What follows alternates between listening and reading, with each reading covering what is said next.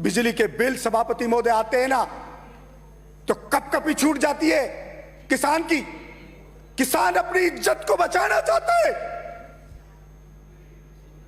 वो किसी के सामने हाथ नहीं फैलाना चाहता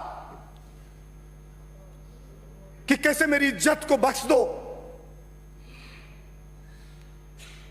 वो जिंदा लाश है किसान, आपको चलता फिरता दिखता है, लेकिन कब का मर चुका है वो। प्रतिदिन मरता है अपने मान सम्मान स्वाभिमान को बचाने के लिए। लेकिन पता नहीं लोग कैसे निष्ठुर हो गए, कैसे पत्थर दिल हो गए, कैसे संवेद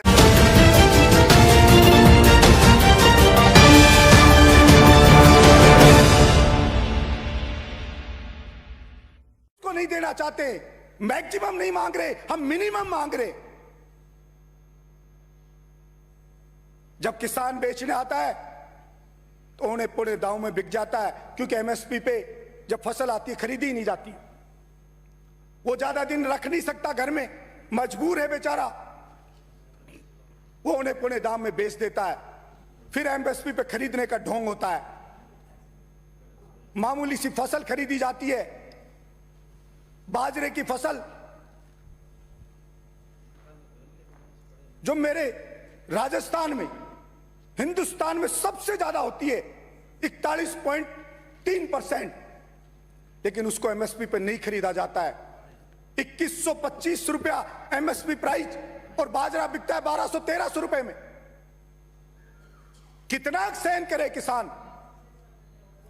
बिजली के बिल सभापति महोदय आते हैं ना, तो कपकपी छूट जाती है किसान की। किसान अपनी इज्जत को बचाना चाहता है, वो किसी के सामने हाथ नहीं फैलाना चाहता कि कैसे मेरी इज्जत को बख्श दो।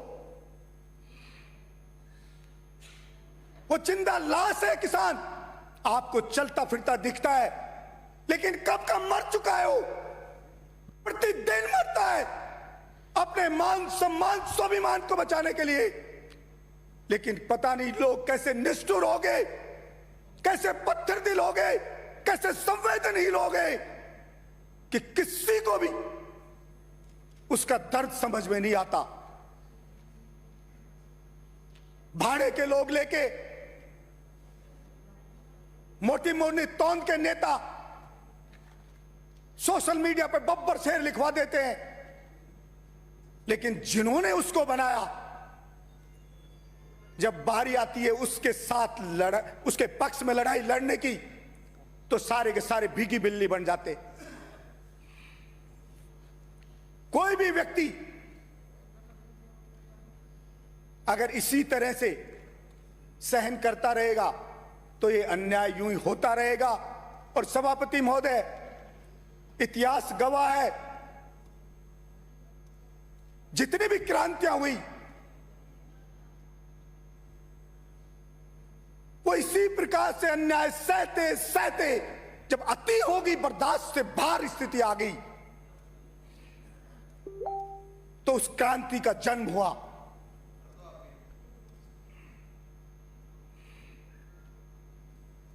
मेरे करने से नहीं, ये राजस्थान की जनता करके बताएगी, हिंदुस्तान की जनता करके बताएगी।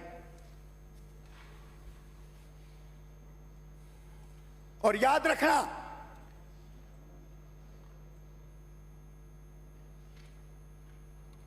आज आपको लग सकता है कि एक निर्दलीय एमएलए है, लेकिन मैं जिंदा रहा तो मैं बताऊंगा आपको। जिंदा रहा बलजीत यादव तो बताएगा आपको। कमजोर हो सकता हूं, लेकिन मेरे सीने में बहुत आ गए, मेरे मन मस्तिष्क में भी जुनून है।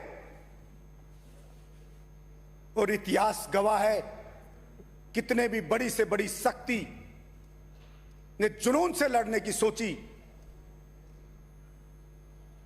तो जीत जुनून की हुई है। और हम जनता के जुनून को जगाएंगे,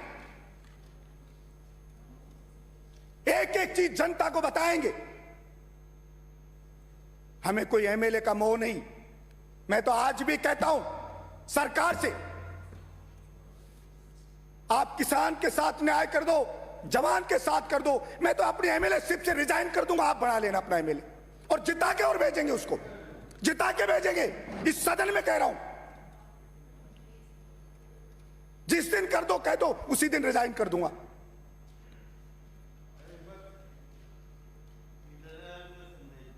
कोई यहां बैठ करके और इन सोफों पे, मैं कोई खुश होने के लिए नहीं आया, इनमें कोई आनंद ज्यादा मिल रहा है।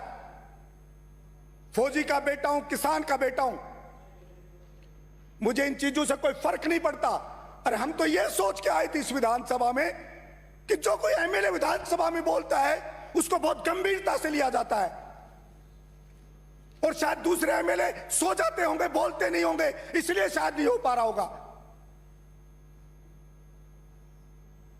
हम चलेंगे, वहां बोलेंगे और निश्चित रूप से परिवर्तन होगा।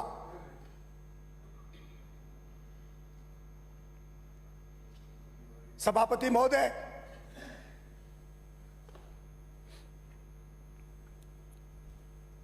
इतिहास में अनेक उदाहरण हैं ऐसे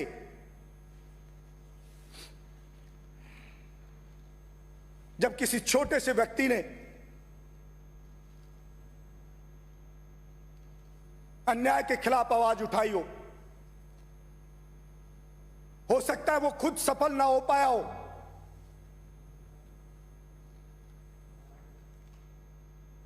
मंगल पांडे की तरह,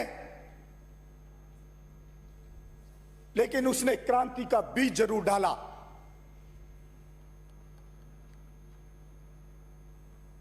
हम हो सकता है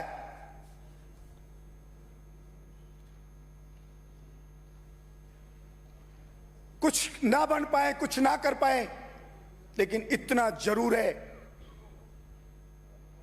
कि आईना जनता को जरूर दिखाएंगे, जनता को हकीकत से रूबरू करवाएंगे।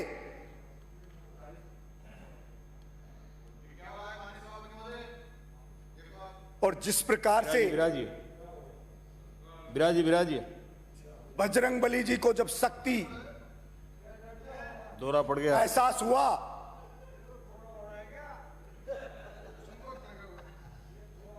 तो उन्होंने उस लंका को भी जलाया, उस अहंकारी रावण के अहंकार का विनाश किया। उसी प्रकार से